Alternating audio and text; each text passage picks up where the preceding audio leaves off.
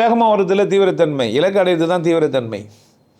தீவிரமான வேகமாக வர்றது கிடையாது, வேகமாக ஒதுங்கி மூச்சு வாங்கி செத்து போகிறது கிடையாது. எது இலக்கு அதை அடையிறதுக்கு நடந்து போகணுமா ஓடணுமான்னு முடிவு பண்ணணும்.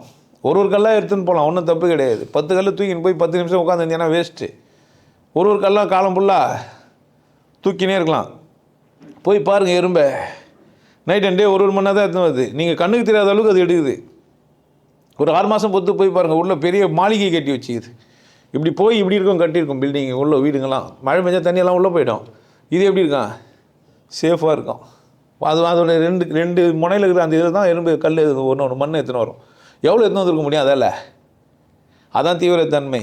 தீவிரத்தன்மைன்னா தீவிரமாக செய்யறதில்லை, இலக்கை நோக்கி அடைவேன், அடைந்தே தீருவேன் அப்படின்றது தான் தீவிரத்தன்மை. புரிஞ்சிச்சா என்ன சொல்கிறேன்னு? தீவிரத்தன்மைன்றது வேகம் கிடையாது, விவேகம் தான் தீவிரத்தன்மை. சினவெடுத்த தோள்களும் தீட்டிய வாள்களும் போதாது.